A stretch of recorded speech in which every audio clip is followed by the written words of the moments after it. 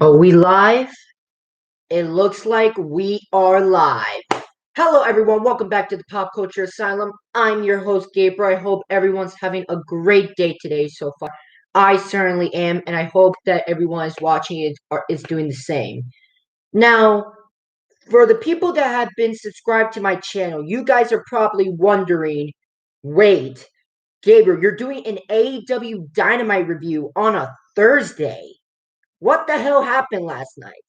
Well, to tell you the truth, I was extremely tired last night. Like, extremely tired. I was in no condition to make any video, any review. Okay, now don't get used to this new schedule. Like, I'm still gonna do reviews on Wednesday. It's just for this week only, I decided to do an AEW review today instead of Wednesday because, again, Wednesday, I was just extremely tired yesterday. Extremely tired. And I always want to give my 100% or whatever I can throughout during these reviews. And you guys wouldn't want a half asleep Gabriel reviewing AEW Dynamite, right? You obviously want me at 100%. And plus, a half sleeping review of me probably wouldn't be as entertaining. So, here we go. AEW Dynamite was tonight. You guys know the drill. We're obviously going to go over it. This is the go home show. Last night was the go home show before Blood and Guts next week, which I am really excited for, especially the main event between the Inner Circle and the Pinnacle, which, by the way, it is not a one match show. Like, there was rumors saying that Blood and Guts was going to be like a one match show. Apparently that's not the case because next week we also got a couple more matches as well. And as you know, we're going to talk about that in the next week's portion of this review. So without further ado, let's get this review underway. So we start off the show with Hangman Adam Page going one-on-one against the Machine Brian Cage. Now, like, I want to talk about more about the ending of the matchup. I think we can all agree that Hangman Adam Page and Brian Cage put up a really good match. I enjoyed this matchup. I thought this was a really good matchup between Adam Page and Brian Cage. But I was kind of confused on the outcome. Brian Cage actually picks up a victory over Adam Page. Now, I don't like it, but I don't hate it either. I'm conflicted. Because on one hand, when was the last time Brian Cage picked up a big victory? Hell, when was the last time Brian Cage fought in AEW television? Like, every matchup lately, every big matchup Brian Cage has been a part of lately, he has been losing. So in a way, this was a must-win situation for Brian Cage.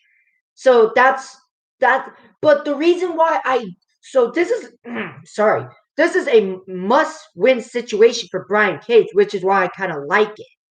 But the reason why I kind of don't like it at the same time is because there's rumors.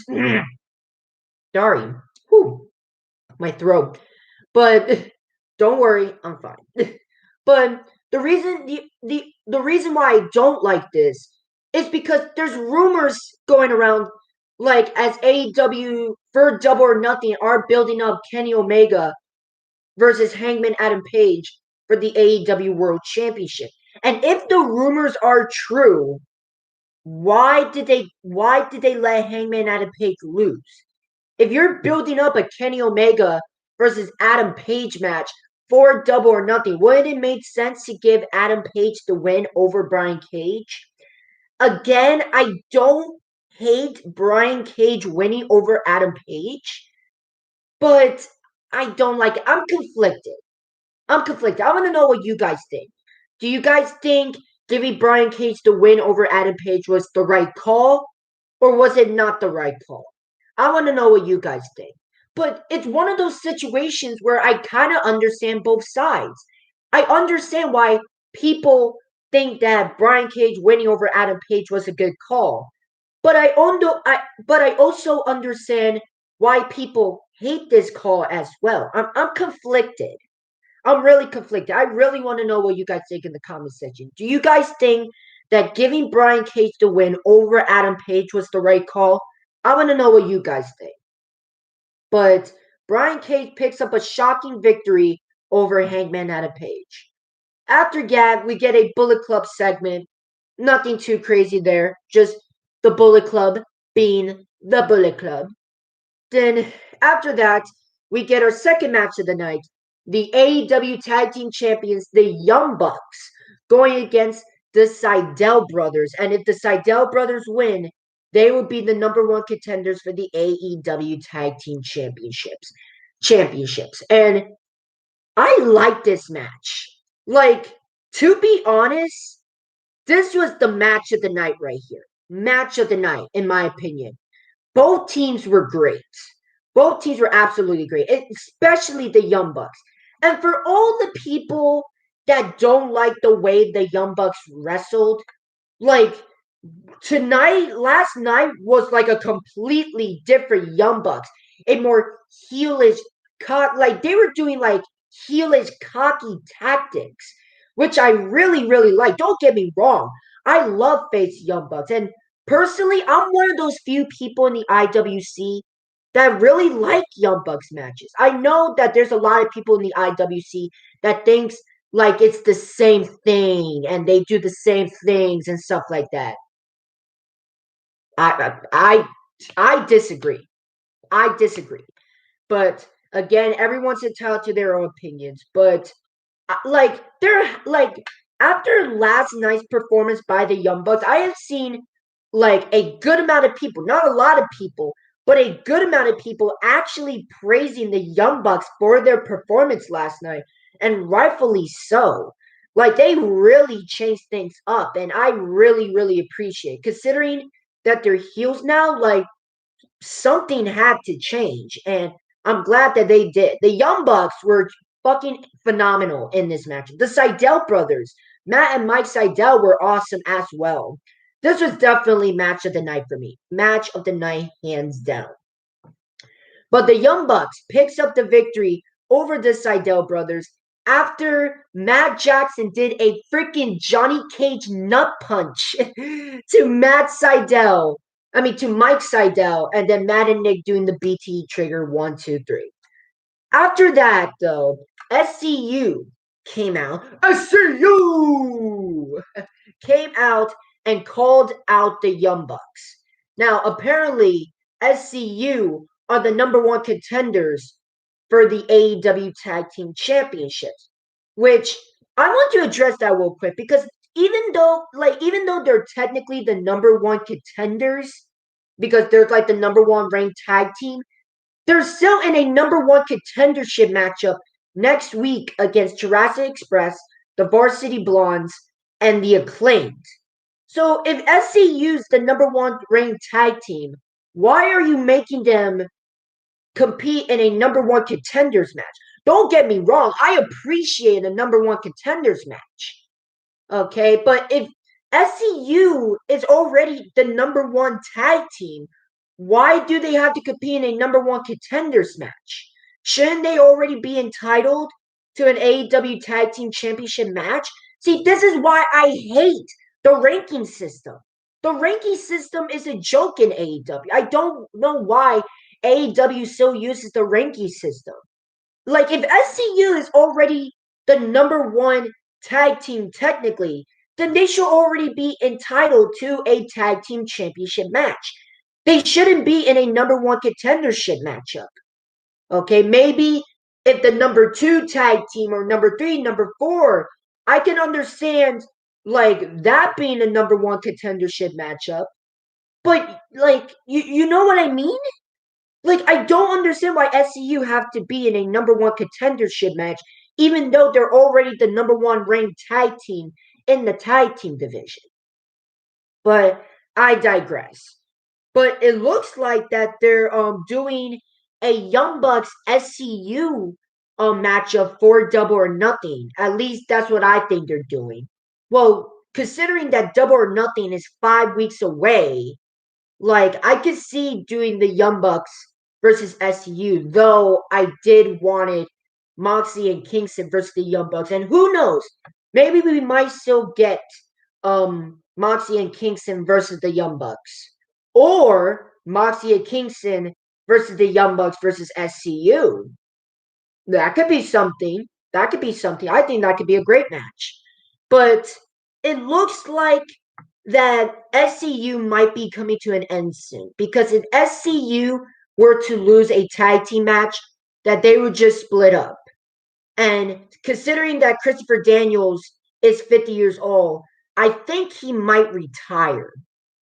So, like, if if this is SCU's final swan song, then who better tag team to go against after as their final matchup as a tag team against the Young Bucks? Young Bucks versus SCU, rivals ever since Ring of Honor. Okay, I think that's a great swan song for Christopher Daniels and SCU. I can't wait. I really can't wait. After that, we get a Jay Cargill segment. Nothing too crazy there. They're teasing Jay Cargill to be a part of a faction. Personally, she I don't really care. Like, I don't think any faction really needs Jay Cargill, to be honest. But that's just me. That's just me. After that, we get a really good matchup against Pentagon Jr., Seattle, Miedo, and Orange Cassidy. I thought this was a really good matchup between Cassidy and Pentagon. And Orange Cassidy ends up picking up the victory over Pentagon Jr. Now, I still think that we might get Death's Triangle versus the Best Friends 3-on-3 at Double or Nothing. I could definitely see that happening. And considering that Pentagon has a victory over a Best Friends member and Orange Cassidy has a victory over a Death's Triangle member, both teams are at one apiece. So wouldn't it make sense to do Death's Triangle versus Best Friends in a rubber matchup at Double or Nothing? Considering that AEW loves to do rubber matches, why not do Death's Triangle versus Best Friends in a 3-on-3 match at Double or Nothing? I think that matchup would slap. I think that freaking matchup would be amazing between those six men. Imagine just a regular 6-man tag team match between Death's Triangle versus Best Friends for bragging rights. Honestly, I'm sold on that. Just two of the best trios right now in AEW going at it. I think that'd be awesome. But again, good match between Cassidy and Pentagon, and Orange Cassidy once again picks up the victory over Pentagon Jr. After that, we heard from Dr. Britt Baker, DMD, and she put up a great promo. Nothing too crazy, calling out Hikaru Shida. Basically, Hikaru Shida versus Britt Baker is all but confirmed for Double or Nothing. And again, I love you, Hikaru Shida, and you put up a good reign. Like, Hikaru Shida had a very decent reign. Okay, but if there's anyone that deserves to be AEW Women's Champion and can bring the AEW Women's Division to that next level, it's Britt Baker. 110% it's Britt Baker. So I love you, Hikaru Shida, but I'm sorry. It's time to give the title to Britt Baker. So that way the women's division can be elevated, okay, to the next level. Okay, I'm sorry that we have to sacrifice your reign, Shida, but again, we need the AEW Women's Division to go up to the next level. And what better way to do that than to have Britt Baker who has been doing a great job and have been carrying the women's division along with Thunder Rosa for the last couple months. Okay, I think it's time to finally give her the AEW Women's Championship. But that is just me. But after that, we get the Inner Circle Pinnacle Parlay. And what can I say? what can I say that hasn't already been mentioned during these Inner Circle Pinnacle segments? Okay, this segment was freaking amazing. Like all five of these men like put up great promos, especially Jericho and MJF. Okay, if you're not hyped for the Inner Circle versus the Pinnacle inside War Games of next week, then I don't know what gets you excited. Okay, I am extremely hyped. Okay, AEW has done a magnificent job building up this rivalry between two of the biggest factions right now, between the Inner Circle and the Pinnacle. Okay, personally, for my predictions, the Pinnacle needs to win. As much as I love the Inner Circle, okay, I think it's time to get the Pinnacle to win. Because again, the Inner Circle has been like a part of AEW for like since its inception. Okay, but I feel like the Inner Circle has run its course. We need some new blood. And what better way for the Pinnacle to pick up a massive win over the Inner Circle? Don't get me wrong, I love the Inner Circle, but the Pinnacle really needs this win. They really need this win. To really make them as a legit faction, they need this big win over the Inner Circle next week at Blood Guts. But I'm excited for this. The Inner Circle and the Pinnacle are going to kill it next week. And I might go as far to say that this might be a match of the year candidate. It might be a match of the year candidate, but we'll find out next week. But again, awesome stuff. If you guys have not seen the segment from last night between the Inner Circle and the Pinnacle, please go do so. Please go do so. If there's anything you should go back on and watch from last night's AEW Dynamite, is this freaking segment. Okay, awesome stuff from the Inner Circle and the Pinnacle. After that, we get a segment with Eddie Kingston. So Michael Nakazawa comes out. Like Kenny Omega wants Eddie Kingston to face Michael Nakazawa. Eddie Kingston comes out. He doesn't want to face Nakazawa. He calls out Kenny Omega. Kenny Omega comes out, and he's Kenny Omega as he's heelish ways talking all that crap. Michael Nakazawa hits Kenny Omega with the laptop, and like Eddie Kingston gets the best of Michael Nakazawa. Jon Moxley attacks Kenny Omega from behind, and it looks like they were going to break Kenny Omega's ankle until he gets what he wants. And like they do, and Jon Moxley and Eddie Kingston ask for a tag team matchup against Kenny Omega and Michael Nakazawa next week. So that's what we're getting next week. Omega and Nakazawa versus Jon Moxley and Eddie Kingston. Now, it's a good segment, but why did they have to put Kenny Omega in that predicament? Like, I feel like they devalued Kenny Omega during that segment a little bit. Like, wouldn't it make sense for Michael Nakazawa to be in peril to break the ankle? And the segment was fine until like they got to Kenny Omega and him being in danger. Why would you put your champion in danger? Okay? Like the way this segment was made, like I feel like it kind of devalued Omega a little bit.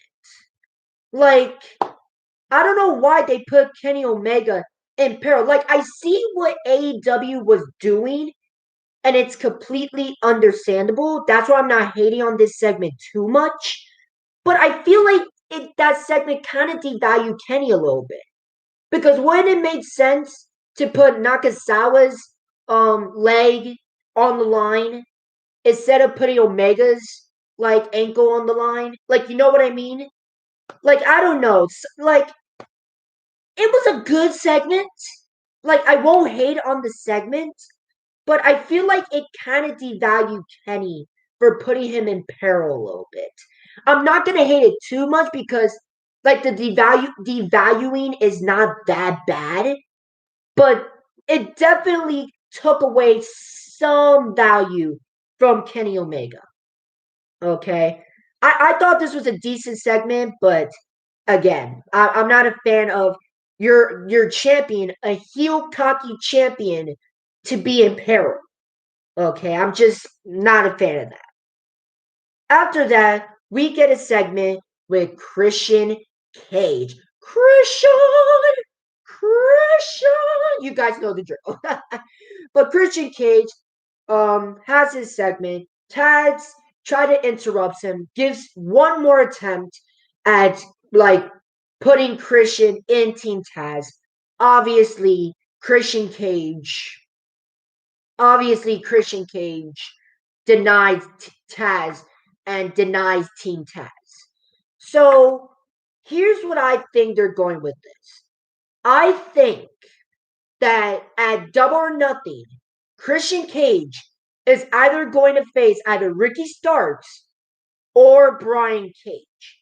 Okay, they're fighting one of those two because AEW really are really pushing this rivalry between Christian and Team Taz. And Christian already defeated Will Hobbs. Okay, so it makes sense that at Double or Nothing, for Christian, if you want Christian to be at the pay per view and fight at Double or Nothing, it makes sense to do Christian versus either Ricky Starks or Brian Cage. Personally, I think you should do Christian versus Ricky Starks. Like, first of all, the promos between those two would be amazing between Christian and Ricky Starks. Okay? And imagine Ricky Starks picking up a big, gigantic win over Christian Cage. Okay? I think that would be big for Ricky Starks because I feel like even though Ricky Starks is not at a bad level right now, like he's not losing matches and stuff like that, we haven't seen Ricky Starks really win the big one. Like he really needs that big win. And what better way to do that than to defeat Christian Cage? Okay? I think that'd be great. Like, personally, if you're gonna put Christian Cage at Double or Nothing, I recommend AEW does Christian Cage versus Ricky Starks. I think that'd be a great match. And just again, the promos would be magnificent. Okay. But that's what I gotta say there. After that, we get the returning in-ring return of Chris Sadlander going one-on-one against Penelope Ford. And Chris Sadlander looks great. She looks absolutely great. Okay, I was really, really impressed with her tonight. She definitely, like, don't get me wrong, Chris Sadlander was really good before she got injured, but I don't know. Like, for some reason, this version of Chris Sadlander, like, it's so much, like, better. Like, the way she moved in the ring, like, this is a much better Chris Sadlander. And Chris Sadlander looked fucking amazing tonight, last night against Penelope Ford. And Chris Sadlander actually picks up the victory over Penelope Ford. And again, Chris Sadlander looks great. But again, nothing to say there other than the fact that Chris Sadlander looks amazing. But that's it. The second to last match is The Factory, specifically QT's Marshall, Nick Caramo, I think that his name is, and Aaron So Bailey's ex-boyfriend, okay, versus Dustin Rhodes, Billy Gunn, and Lee Johnson. Now, again, I don't care about this rivalry between the Factory and the Nightmare Family. Personally, I think it's a waste of time, in my opinion. If you guys like the Factory versus the Nightmare Family, then that's good. Okay, if you like it, then that's on you. But personally, I'm just not a big fan of it. I don't hate it, but I'm just I don't know. I just really don't care about it. But the Factory actually picks up the victory over Dustin Rhodes, Billy Gunn, and Lee Johnson. But Cody Rhodes actually made his return and attacked QT Marshall, making his statement that, of course, he's back. Okay, and it's also been announced that Cody Rhodes will face QT Marshall next week at Blood and Guts. Speaking of next week's matches, let's go over the next week's matches real quick. The next week matches are Cody Rhodes versus QT Marshall, Kenny Omega and Michael Nakazawa versus Jon Moxley and Eddie Kingston. Britt Baker will be in action next week. SCU versus Jurassic Express versus the Acclaim versus the Varsity Blondes. The winner becomes the number one contenders for the AEW Tag Team Championships. And again, I already said what I need to say about that. And obviously, the blood and guts match between the Pinnacle and the Inner Circle. Extremely excited for that. But also, there is a crazy announcement for the May 12th edition of AEW Dynamite, as Jon Moxley will defend the IWGP United States Championship against Blue Justice Yuji Nagata. Yuji Nagata is going to his make his AEW debut on the May 12th edition of AEW Dynamite against Jon Moxley for the IWGP United States Championship. And I'm excited for that. I'm really excited for that. Yuji Nagata is actually a really good wrestler. He's a really good wrestler. It's definitely underrated in my opinion. It's very underrated in my opinion. But I like Yuji Nagata matches. Does he put up 5-star classic? No, but I think he's a really good wrestler. And again, like New Japan Pro Wrestling wrestlers coming to AEW Dynamite, that's always a plus for me. First it was Kenta, now it's Yuji Nagata. Okay, I'm really, really excited. Maybe in the near future we might get a Naito, a Tanahashi, an Okada, okay, an Osprey, and a Bushi. Okay, but I think we're getting too ahead of ourselves. Okay, but yeah, Yuji Nagata will face Moxley for the IWGP United States Championship on the May 12th edition of AEW Dynamite. And I'm really, really excited for that. Like, as a man, like, I'm not that crazy about New Japan Pro Wrestling, but I know that they have some of the best wrestlers in the world right now in New Japan Pro Wrestling, like in Okada, Tanahashi, Naito, Ibushi, Osprey, the Gorillas of Destiny, Jay White. Okay, they got great talent in New Japan Pro Wrestling. Like, I'm not that crazy about New Japan Pro Wrestling, but I know they have great wrestlers, and Yuji Nagata is definitely one of them. I'm really excited for Moxley versus Nagata on May 12th. Now, before we get to our main event, we got one more segment. As it's official, ladies and gentlemen, it's official.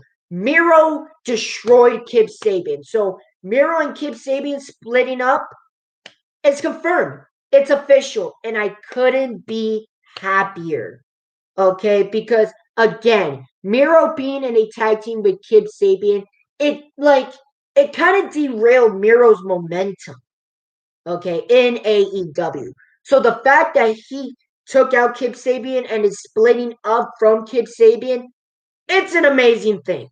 It's an amazing, amazing thing. Finally, Miro is on his own, and finally he can make a big impact in All Elite Wrestling. But that's all I gotta say there. And of course, we gotta talk about the main event. Darby Allin going against 10 for the TNT Championship. And what else can I say other than the fact that this was a really good match? This was a really, really good match. I enjoyed it. Okay. Is it a 5-star classic? No. But I still thought this was a really good matchup between Darby Allin and 10 of the Dark Order. And awesome finish. So Darby Allin did like a Bret Hart pinfall where like freaking 10 put Darby Allin in a freaking master lock.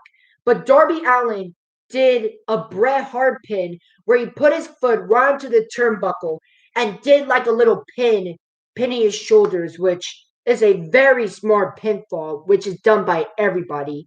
Like Bret Hart obviously does it the best. But again, very smart pin. Darby Allin picks up the victory. And Darby Allin actually did a really good tribute to Brody Lee, as 10 was wearing a Brody Lee bracelet. Darby Allin took off 10's bracelet of Brody Lee and literally showed it in front of the crowd, which signified Darby Allin showing his respects to Brody Lee, which is awesome. But then after that, Ethan Page and Scorpio Sky actually attacked Darby Allin and Sting. And of course, Scorpio Sky and Darby Allin has been the thorn on the side of Sting and Darby Allin for the last couple of weeks. And Scorpio Sky and Ethan Page actually like destroyed Darby Allin's Sting until Lance Archer came out, and of course Scorpio Sky and Ethan Page retreated. So here's the thing. I don't know what they're doing right now with this rivalry, because I thought I was under the impression that AEW was going to do Sting versus Lance Archer or Darby Allin versus Lance Archer at Double or Nothing. But Lance Archer keeps saving Sting and Darby. Why? If you're building up a matchup between Lance Archer or versus Darby Allin or Lance Archer versus Sting, wouldn't it make sense for Lance Archer to attack both Sting and Darby Allin? Why do you have Lance Archer saving both Sting and Allin? Why? Like, if they're doing honestly, I don't even know what they're doing. They could be doing a Lance Archer, Darby Allin versus Scorpio Sky, Ethan Page for Double or Nothing. I don't know what they're doing. I'm kind of confused with the situation between Sting, Darby Allin, Lance Archer, Ethan Page, and Scorpio Sky. Like, again, if they're doing Lance Archer versus Sting or Lance Archer versus Darby Allin, wouldn't it make sense for Lance Archer to attack both Sting and Darby Allin, making his statement? Like, I feel like Ethan Page and Scorpio Sky are third wheels in this rivalry. Okay, but I don't know. We'll see where this goes. But yeah, that's basically all I gotta say. But yeah, overall, I thought this was a good show. Like, it wasn't perfect by any means. Like, there's a couple of things on this show that really made me question. But I think the good, overshadowed the questionable and the bad of the show. I enjoyed this show. This was a good show. Like, it wasn't like an amazing show, no. But I thought this was a good show. I thought this was a good go home show before Blood and Guts next week. But that's my AEW Dynamite review from last night. I want to know what you guys think in the comment section. Did you guys like last night's show? Did you guys not like last night's show? Was there something specifically you like? Was there something specifically you hate? I want to know what you guys think in the comment section. And my only rule in this channel is just don't be assholes in the comment section, okay? And you can disagree with me if you want. Matter of fact, I'm open to all opinions. I'm open to all takes, okay? If you have a different take, if you guys have a different opinion than I do, then put it in the comment section. Like, I want to hear what you have to say, okay? I'm open to all opinions. I'm open to all takes, okay? But all I ask is to not be assholes in the comment section, okay? But make sure you leave a like, make sure you leave a comment. And if you guys like the content that I make, make sure you subscribe and leave the notification bell so that way you don't miss any of my videos. And until next time, this is Gabriel, and I'll see you next time in the asylum. Have a nice day, everyone.